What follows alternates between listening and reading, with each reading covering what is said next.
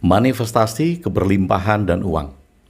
Apa yang kita lakukan atau apa yang harus kita lakukan apabila kita berpikir tentang manifestasi keberlimpahan dan uang.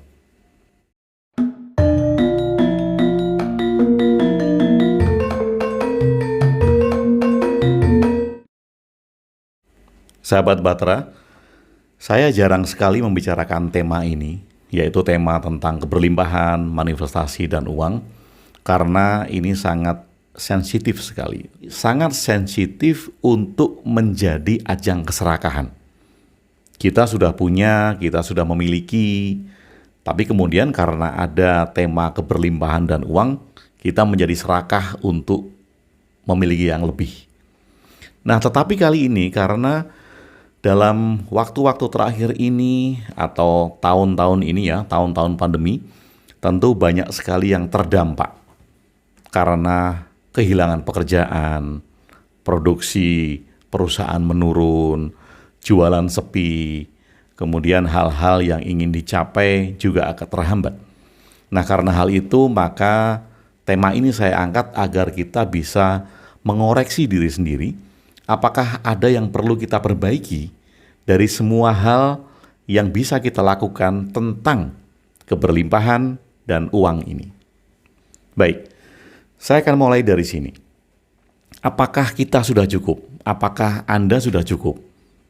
Cukup dalam arti apa? Cukup dalam arti bahwa kita sudah mempunyai hal-hal yang mendukung kita di dalam kehidupan. Kita sudah punya rumah, kita sudah punya mobil, kita sudah punya tabungan, kita sudah punya investasi. Apakah itu cukup? Atau kalau kita mengatakan tidak cukup itu karena keserakahan. Dan kita tidak mau, tidak berani untuk mengakui bahwa kita cukup. Keserakahan yang seperti apa? Mungkin saja di foto media sosial Anda baru saja melihat orang beli mobil baru. Kemudian Anda ingin membeli mobil baru. Anda melihat di media sosial foto tentang rumah baru. Padahal Anda sudah punya rumah. Kemudian karena hal itu keserakahan Anda muncul untuk memiliki rumah baru tersebut. Nah, hal-hal ini sebenarnya yang saya hindari agar kita benar-benar tepat untuk memaknai tentang keberlimpahan dan uang ini. Nah, tapi bagi Anda yang memang saat-saat ini, waktu-waktu ini sedang kesulitan untuk membangun kembali tentang rasa keberlimpahan dan uang di dalam hidup Anda, mari sama-sama kita koreksi. Mungkin ada yang tidak tepat, mungkin ada hal-hal yang belum kita lakukan, sehingga keberlimpahan dan uang belum menunjang di dalam perjalanan Anda saat ini. Baik, saya mulai dengan hal yang sederhana. Mari tanyakan kepada diri Anda sendiri tentang pencapaian uang yang ingin Anda capai. Tapi tentu saja nilainya bukan nilai yang kecil. Misal, saya akan mendapatkan uang 100 juta atau saya akan mendapatkan uang 1 miliar. Besok, 1 minggu lagi atau 1 bulan lagi. Oke, kasih waktu yang agak pendek, 1 minggu. Kemudian coba Anda tanya kepada diri Anda sendiri. Aku akan mendapatkan uang 100 juta dalam 1 minggu. Aku akan mendapatkan uang 1 miliar dalam 1 minggu. Kemudian apa jawaban diri Anda sendiri? Apakah ada bagian dari diri Anda yang mengatakan bahwa nggak mungkin? Ada nggak? Nggak mungkin. Mosok 100 juta dalam 1 minggu. Nggak mungkin. Masa 1 miliar dalam 1 minggu? Nggak mungkin. Nah, percobaan sederhana ini itu mengingatkan kepada kita bahwa saat kita hidup seperti sekarang, itu kita tidak hanya membawa tubuh fisik kita saja. Tidak hanya membawa pikiran sadar kita saja. Ada bagian-bagian tubuh yang menolak. Kalau ada bagian-bagian tubuh yang menolak, maka di sini kita sadar, setiap hal yang ingin kita lakukan, setiap hal yang ingin kita capai, sangat mungkin sekali ada kontra di dalam diri kita. Dan ketika ada kontra di dalam diri kita, maka hal itu akan sangat sulit sekali untuk kita wujudkan. Oke. Kemudian, apa yang menyebabkan kita untuk mengatakan bahwa itu tidak mungkin? 100 juta dalam 1 minggu, nggak mungkin. 1 miliar dalam 1 minggu, nggak mungkin. Apa yang menyebabkan kata tidak mungkin? Oke. Yang menyebabkan adalah pengalaman-pengalaman masa lalu. Oke, Anda punya pengalaman dengan pekerjaan Anda. Anda punya pengalaman mendapatkan gaji. Anda punya pengalaman mendapatkan uang dari hasil bisnis, dari hasil penjualan, dari hasil apapun juga di masa lalu Anda. Hari-hari belakangan Anda. Nah, kumpulan-kumpulan pengalaman itulah yang kemudian menjadikan bagian terdalam dari diri Anda menolak atas hal-hal yang terlihat tidak logis ketika Anda ungkapkan. Misalnya demikian, pekerjaan Anda itu membawa sebuah pengalaman bahwa gaji Anda adalah 5 juta sebulan. Ini misalnya. Kalau 5 juta sebulan, 1 tahun 5 kali 12 itu ada 5 kali 12, 60 juta. Setahun Anda mendapatkan 60 juta. Sebulan gaji Anda 5 juta. Oke, kemudian saat ini Anda mengatakan dalam 1 minggu aku mendapatkan 100 juta. Maka pengalaman-pengalaman Anda di belakang itu yang merekam bahwa Anda mempunyai gaji 5 juta sebulan akan mengatakan nggak mungkin dapat 100 juta dalam 1 minggu.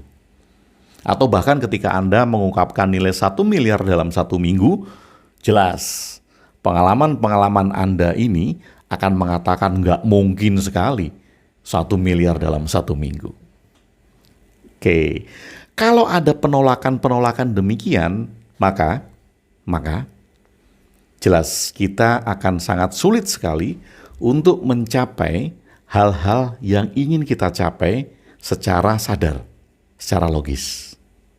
Nah, yang jadi masalah terdalam adalah apabila pengalaman-pengalaman ini itu diciptakan pada saat Anda masih di dalam kandungan. Apa yang dimaksud di dalam kandungan? Pada saat ibu Anda mengandung Anda, orang tua Anda dua-duanya sedang kesulitan finansial. Kemudian orang tua Anda sama-sama berpikir bahwa mencari uang itu adalah sulit. Dengan demikian Anda merekam pengalaman-pengalaman kesulitan untuk mendapatkan uang ini dan Anda bawa sampai sekarang. Nah, ini juga hambatan yang tidak terdapat di dalam tubuh fisik kita, tetapi dia menghambat. Karena apa? Karena rekaman-rekaman dari masa lalu itu akan menolak setiap kali kita membuat rencana-rencana logis.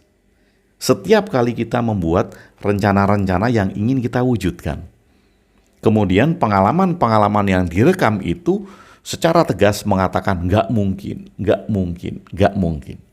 Dan sampai sekarang, mungkin saja Anda mengulang pengalaman-pengalaman yang memang kuat tentang keberlimpahan dan uang tersebut.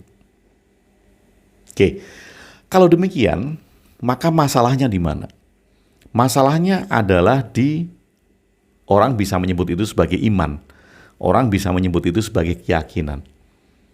Keinginan tentang keberlimpahan dan uang sebetulnya bisa diciptakan dengan iman yang sederhana. Bukan dengan iman yang kuat ya, tetapi dengan iman yang sederhana. Bagaimana sih iman sederhana itu? Oke. Kalau iman yang kuat, kita bisa menguatkan iman ini, keyakinan ini. Anda bisa melakukan visualisasi, Anda bisa melakukan afirmasi, Anda bisa melakukan vibrasi yang Anda bangun dengan perasaan-perasaan Anda. Tetapi iman yang kuat ini hanya didasarkan atas pikiran logis. Kita mungkin berpikir bahwa saya sudah bervisualisasi. Kita mungkin berpikir bahwa saya sudah berafirmasi. 100 juta, 100 juta, 100 juta, atau 1 miliar, 1 miliar, 1 miliar. Itu afirmasi. Mungkin kita berpikir logis bahwa kita sudah melakukan hal itu. Dan kita merasa bahwa kita sudah menguatkan iman kita atau keyakinan kita atas hal yang ingin kita capai.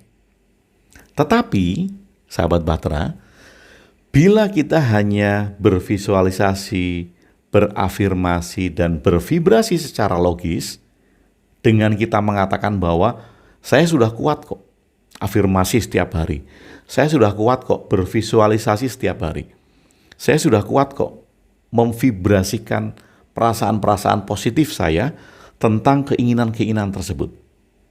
Tapi sadarkah kita bahwa tubuh kita itu bukan tubuh fisik ini saja? Kalau kita membawa bukan tubuh fisik ini saja, lalu apa yang membentuk tentang hal-hal yang kita dapatkan? Satu, tubuh fisik tadi. Kita bekerja, kita bisa cari uang, kita bisa berpikir, kita bisa melakukan rencana-rencana dengan tubuh fisik. Oke. Kemudian kita punya tubuh emosi. Bagaimana emosi saya ketika ada sebuah rencana yang ingin saya dapatkan? Emosi ini mendukung tidak? Oke. Kemudian tubuh pikiran. Apakah pikiran saya mendukung hal-hal yang ingin saya rencanakan atau tidak?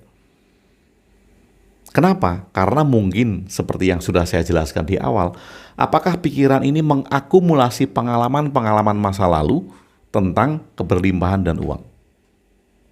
Oke. Yang keempat adalah tubuh energi. Kita punya energi di dalam tubuh kita.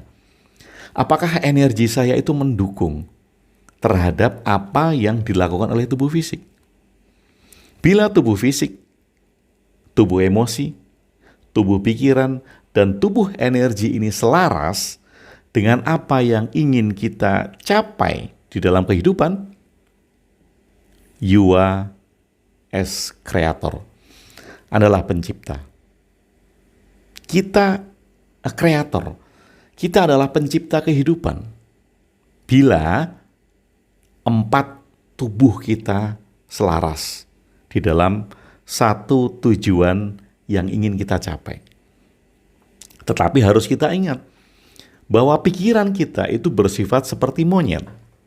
Dia sering sekali lompat-lompat, dia sering sekali bercabang-cabang, dia sering galau, dia kemudian sering kalau ingin mencapai A di tengah jalan mau capai B, mau mencapai B belum tercapai, dia mau mencapai C, mau mencapai C, kemudian dia lompat ke D. Demikian, itu adalah pikiran. Apakah kita sudah bisa mengatur itu semua? Di samping kita mengatur tubuh fisik, apakah kita sudah bisa mengatur tubuh emosi kita, tubuh pikiran kita, dan tubuh energi kita?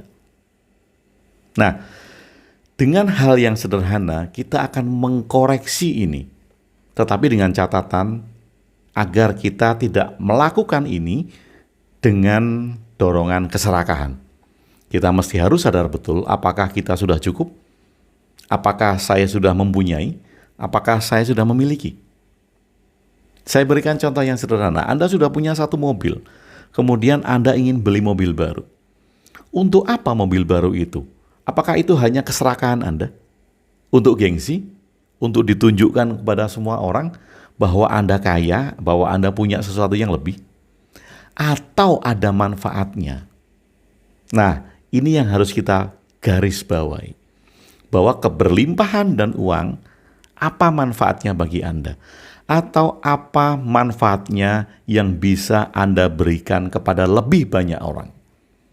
Kalau hari ini Anda punya 1 mobil, kemudian besok Anda bisa membeli 2 mobil, apakah manfaatnya yang bisa Anda berikan kepada orang banyak dengan mobil kedua ini?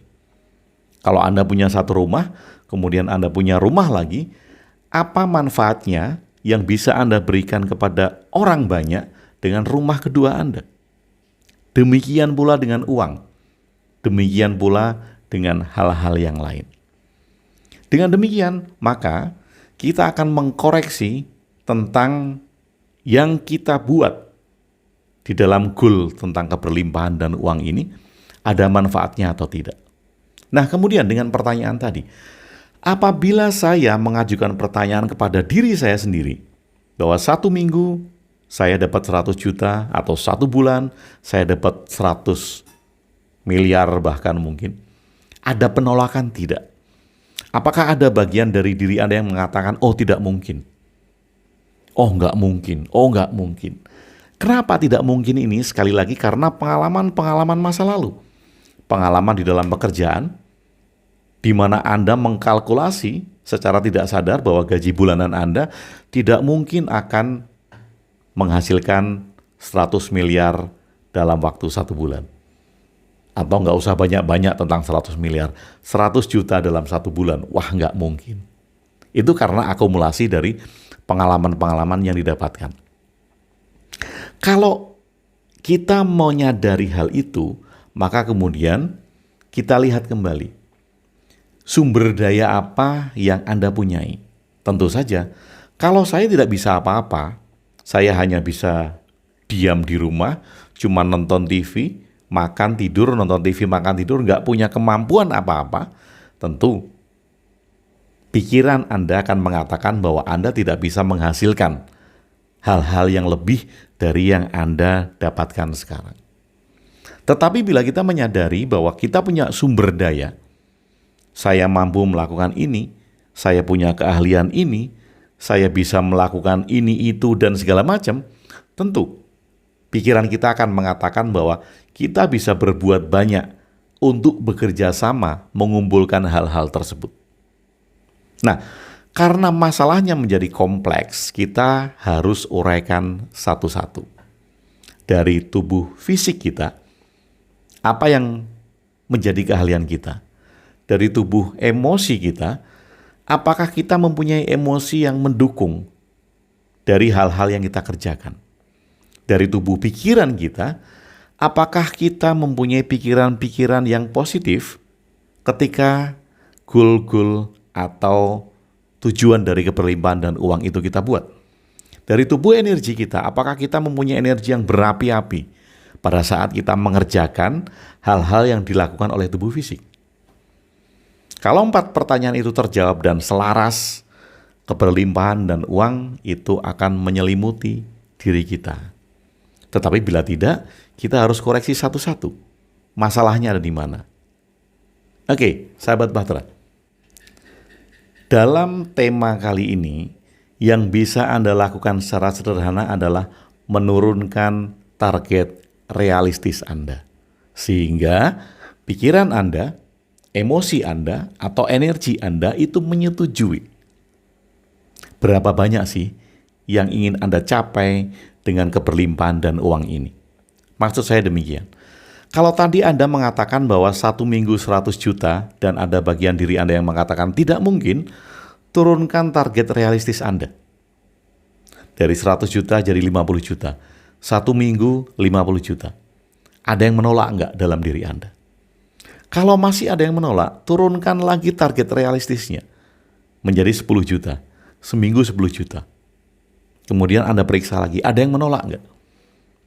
Kalau masih ada yang menolak, seminggu 5 juta. Ada yang menolak enggak?